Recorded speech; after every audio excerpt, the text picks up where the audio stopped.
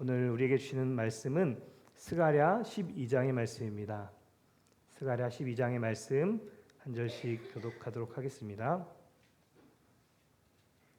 이스라엘에 관한 여호와의 경고의 말씀이라. 여호와 곧 하늘을 펴시며 땅의 터를 세우시며 사람 안에 심령을 지으신 이가 이르시되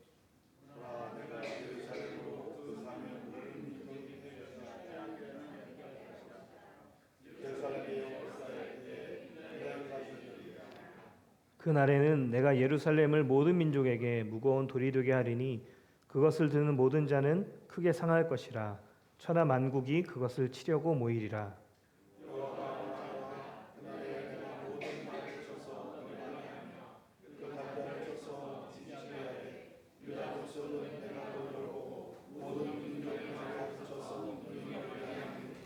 유다의 우두머리들이 마음속에 이르기를 예루살렘 주민이 그들의 하나님 만군의 여호와로 말미암아 힘을 얻었다 할지니라.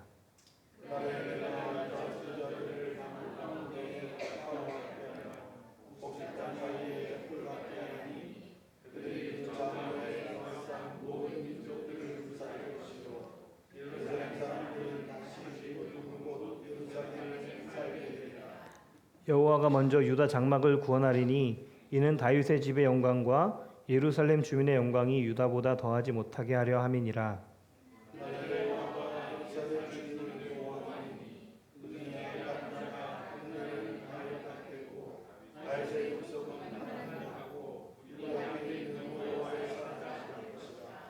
예루살렘을 치러 오는 이방 나라들을 그날에 내가 멸하기를 힘쓰리라.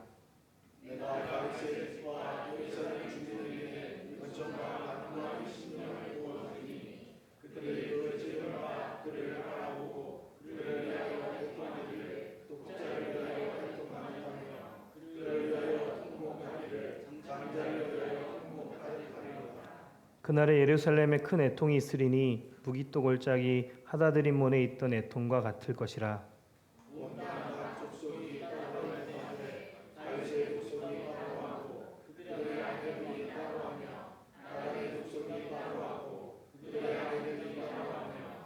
레위의 족속이 따로하고 그들의 아내들이 따로하며 시므이의 족속이 따로하고 그들의 아내들이 따로하며 모든 남은 족속도 각기 따로하고 그의 아내들이 따로 하리라.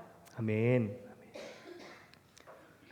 여러분, 우리는 지난 주간 한 주간을 고난 주간으로 보냈습니다.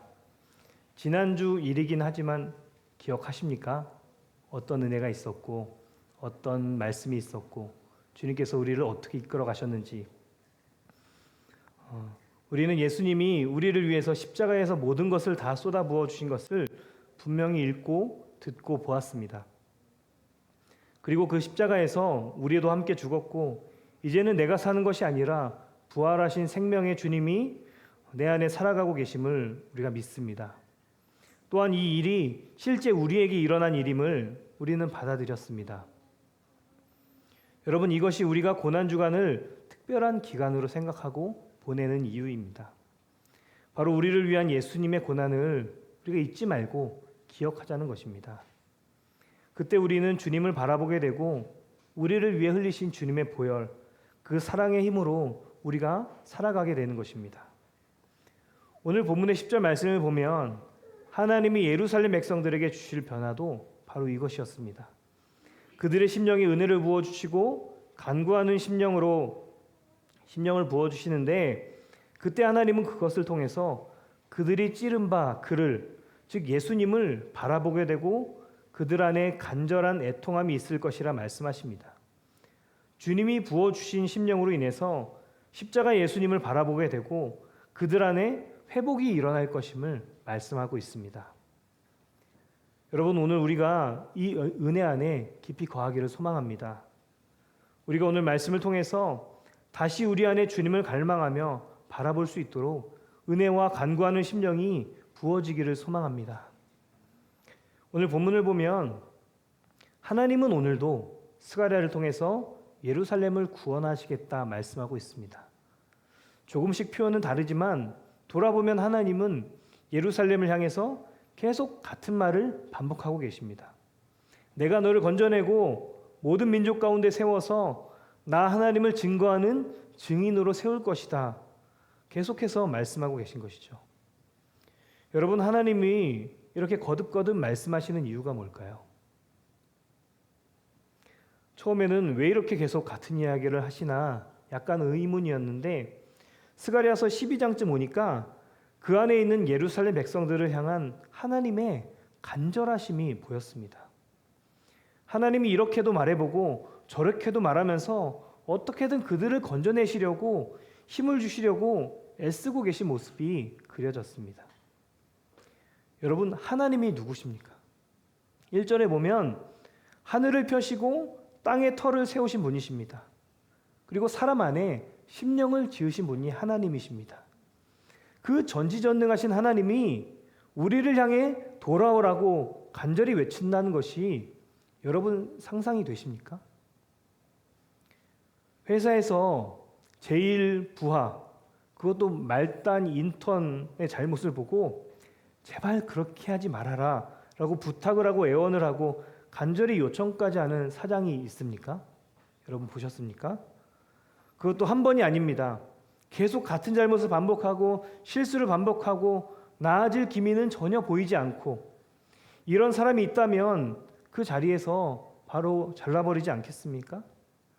그나마 아주 착한 사장이라면 한두 번은 너그러이 용서할 수 있겠지만 거기까지가 참을 수 있는 한계이지 않을까 싶습니다. 끝까지 붙들고 매달리고 용서하는 것은 말이 잘 되지 않는 것 같습니다. 그런데 하나님이 그 말도 안 되는 일을 지금 하고 계신 것입니다. 끝까지 예루살렘을 포기하지 않으시고 간절히 그들을 붙들고 계십니다. 그 이유는 하나님이 그들을 너무 사랑하시기 때문입니다. 그들을 포기할 수 없을 정도로 사랑하고 계시기 때문인 것이죠. 그 사랑으로 오늘도 하나님은 예루살렘에게 그 마음을 전하고 계신 것입니다. 오늘 예루살렘을 향한 하나님의 사랑을 한번 보십시오. 2절에 예루살렘으로 그 사면 모든 민족에게 취하게 하는 잔이 되게 하신다고 합니다. 하나님의 백성을 건드리는 자가 스스로 무너지게 될 것이다 하는 것을 이야기하는 것이죠. 3절에 예루살렘을 모든 민족에게 무거운 돌이 되게 해서 그것을 들려고 하는 이들이 크게 상하게 될 것이라 말씀하시는데 공격하는 자들이 오히려 더 상처를 입게 하시겠다 말씀하십니다. 4절에 이 돌을 치려고 모든 민족이 모이는데 그때 하나님이 직접 그들이 타고 온 말을 쳐서 놀라게 하고 눈이 멀게 하겠다고 하십니다. 그리고 말 탄 모든 이들을 미치게 만드실 것인데 그 이유는 하나님이 유다 족속을 돌보시기 위함입니다. 여러분, 이것이 예루살렘을 향한 하나님의 마음이고 우리를 향한 하나님의 사랑입니다. 우리를 핍박하고 넘어뜨리려는 모든 이들의 손에서 우리를 건지고 돌보시겠다 선언하고 계시는 것이죠. 여러분, 이것이 정말 마음 깊이 믿어지기를 소망합니다. 그래서 세상 가운데 모든 상황과 환경 가운데 주님으로 인해서 우리가 그리스도인에게 담대하게 살아가는 저와 여러분들 되시기를 축복합니다. 그런데 7절에 보면 이 하나님의 돌봄에도 구원에도 순서가 있습니다. 하나님이 말씀하시기를 다윗의 집보다 예루살렘 주민보다 유다 족속을 먼저 구하시겠다 말씀하십니다. 유다 족속은 상대적으로 약한 공동체입니다. 변방에 있고 힘이 없고 주목받지 못하는 곳입니다. 하나님은 이 작은 곳부터 회복하시겠다 말씀하고 있는 것이죠. 그리고 그 이유는 다윗의 집의 영광이 예루살렘 주민의 영광이 유다 족속의 영광보다 크지 않게 하기 위함이었습니다. 한번 생각해 보십시오. 여기서 다윗의 집은 왕권을 이야기합니다.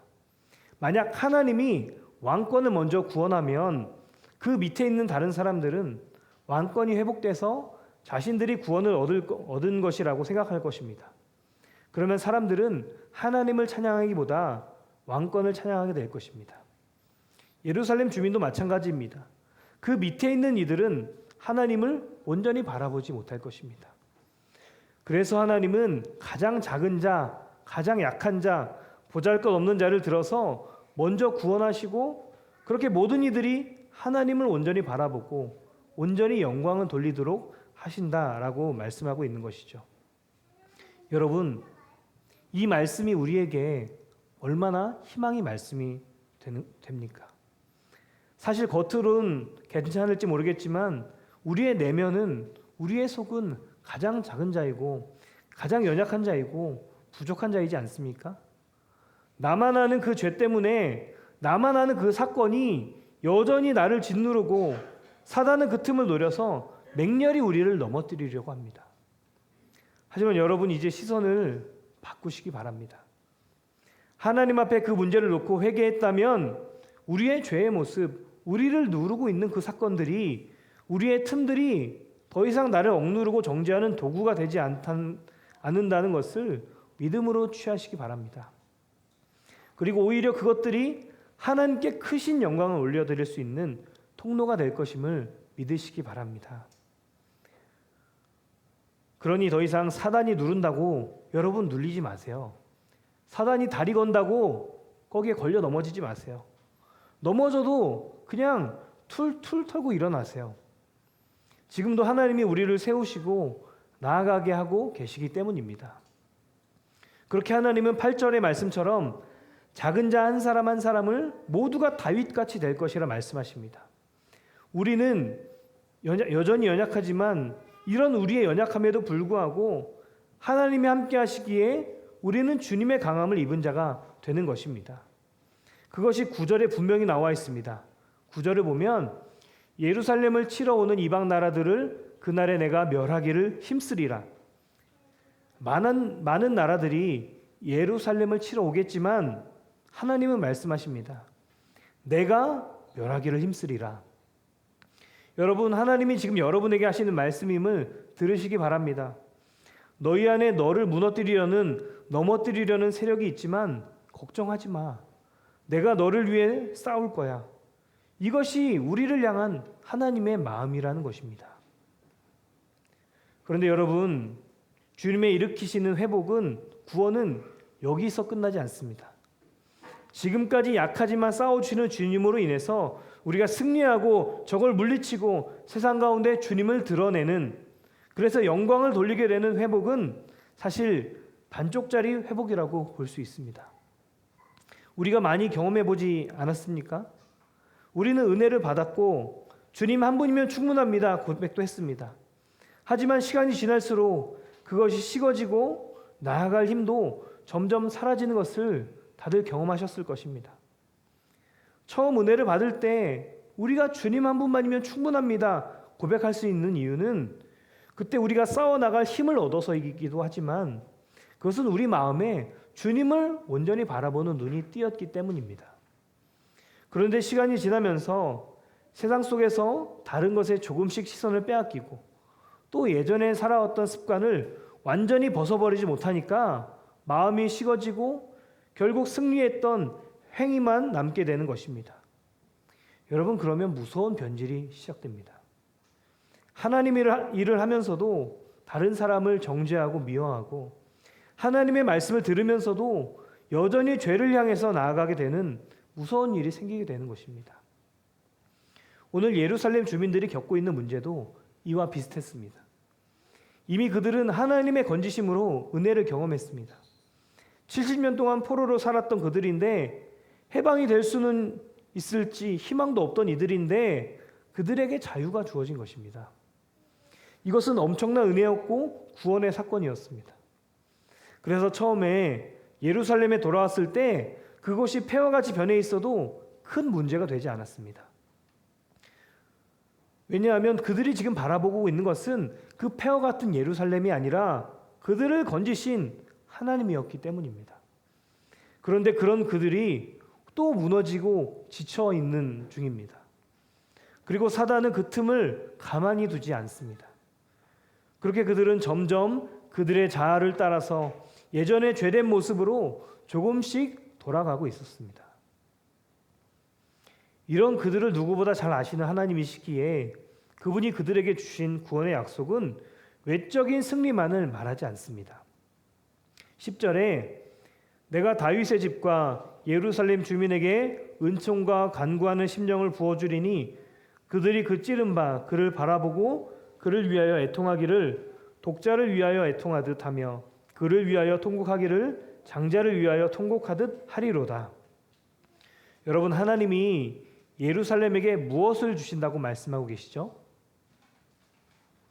은총과 간구하는 심령입니다. 여기서 은총은 우리가 잘 아는 것처럼 받을 자격이 없는 자에게 주시는 사랑입니다. 말도 안 되는 죄인이지만 계속 반복되는 죄를 짓는 이들이었지만 하나님은 그들에게 사랑과 구원을 주셨습니다. 그리고 또 한 가지 주시는 것은 간구하는 심령입니다. 괜찮습니다.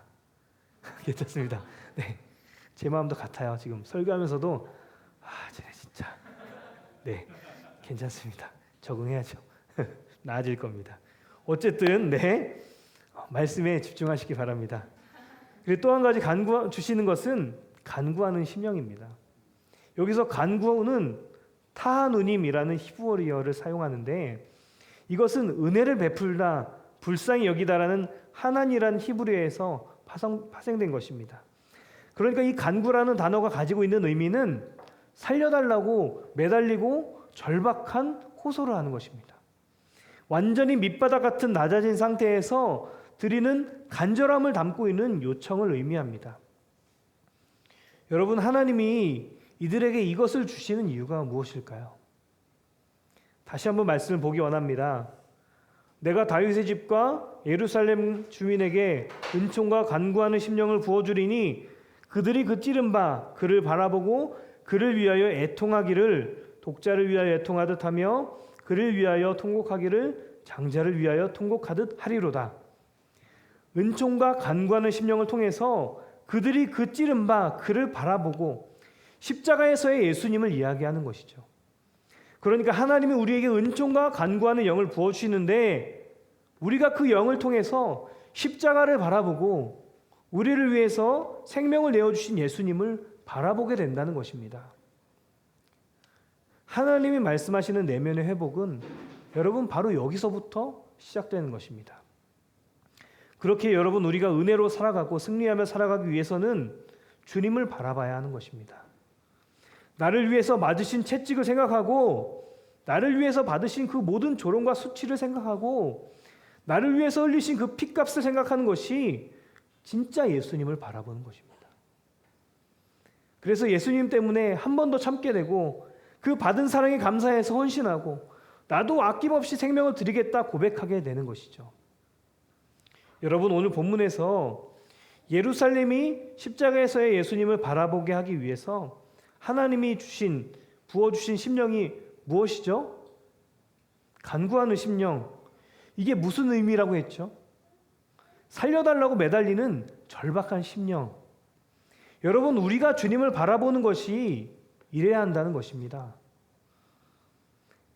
살려달라고 우리로서는 도저히 이 땅에서 믿음을 지키며 살 수 없다고 자꾸만 우리 안에 나를 위해서 생명까지 아낌없이 내어주신 주님의 자리가 점점 작아지는 것을 위기감을 느껴서 매달리는 것, 여러분 그것이 주님을 바라보는 것입니다.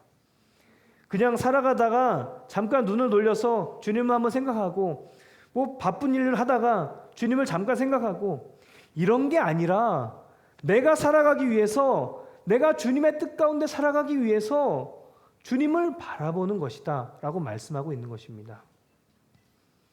여러분, 이렇게 주님을 간절히 바라보는 이들에게 어떤 변화가 일어나는지 보십시오. 10절 후반에 그를 찌른 바 그를 바라보고 그를 위하여 애통하기를 독자를 위하여 애통하듯 하며 그를 위하여 통곡하기를 장자를 위하여 통곡하듯 하리로다. 예수님을 보고 애통하는데 독자를 위한 애통처럼 장자를 위한 애통처럼 깊은 슬픔이 있을 것이라 말합니다. 장자를 잃은 애통, 독자를 잃은 애통이 여러분 어떤 슬픔일지 한번 생각해 보시기 바랍니다. 11절을 보면 그날에 예루살렘에 큰 애통이 있으리니 무기또 골짜기 하다드림몬에 있던 애통과 같을 것이라 라고 이야기합니다. 여기서 하다드림몬에 있던 애통은 요시야 왕이 전쟁에서 죽었을 때 백성들을 신앙적으로 이끌던 왕이 죽은 것으로 인해서 온 나라가 애통하며 슬퍼했던 것을 말합니다. 이것은 이스라엘 역사상 가장 큰 국가적 슬픔을 상징한다라고 이야기합니다. 그러니까 십자가의 주님을 바라볼 때 그런 가슴이 찢어지는 애통이 모든 이들에게 일어나게 된다라는 것입니다. 여러분, 십자가를 바라보며 예수님을 바라보며 갖는 애통이 무엇이겠습니까? 내가 얼마나 죄인인지, 그런 우리를 위해서 왜 예수님이 십자가에 달리셔야만 했는지, 그 죄송한 마음과 감사한 마음과 사랑의 마음이 한데 섞여서 깊은 애통으로 나오는 것이죠. 이것이 우리가 주님을 바라볼 때 우리에게 일어나는 일이라고 말씀하고 있는 것입니다. 여러분, 삶 속에서 주님을 바라보시죠?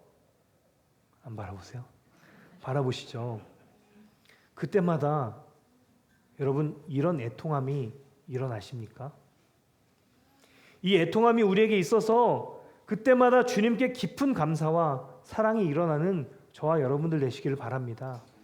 그래서 주님 한번 바라보면 내가 살아갈 힘이 되고, 주님 한번 바라보면 내가 그동안 넘어졌던 것에서 일어나서 주님께 나아갈 힘이 되고, 내가 그동안 끊지 못했던 죄가 끊어지는 힘이 되는 그런 애통함이 일어나는 저와 여러분들 되시기를 바랍니다. 이 애통함이 우리에게 있어서 그때마다 주님께 깊은 감사와 사랑이 일어나기를 바랍니다. 이를 위해서 우리가 오늘 기도할 때 간구하는 심령이 우리에게 임하시기를 위해서 간절히 구해야겠습니다. 여러분, 매번 그렇지만 오늘 말씀이 여러분들에게 잘하라고 전하는 말씀이 아니라 하나님이 이 말씀을 통해서 저를 너무나 치시는 거예요. 너는 나를 어떻게 바라봤니? 제가 그랬거든요. 주님을 바라보는 것이 그저 잠깐 주님을 생각하고 부르고, 어떨 때는 아무 감정도 없이 습관적으로 생각하고 부르기도 합니다. 물론 부르는 것 자체가 그래도 안 부르는 것보다 낫죠. 그런데 부를 때 아무 생각 없이, 아무 느낌 없이 부르는 것을 오늘 말씀을 통해서 주님은 너 그거 아니야. 너 나를 부를 때 왜 아무 느낌이 없어? 아무 감격이 없어? 그렇게 말씀하고 계시는 것을 봤습니다. 그랬던 저였기에 오늘 말씀이 너무나도 제 안에 아프게 다가왔습니다.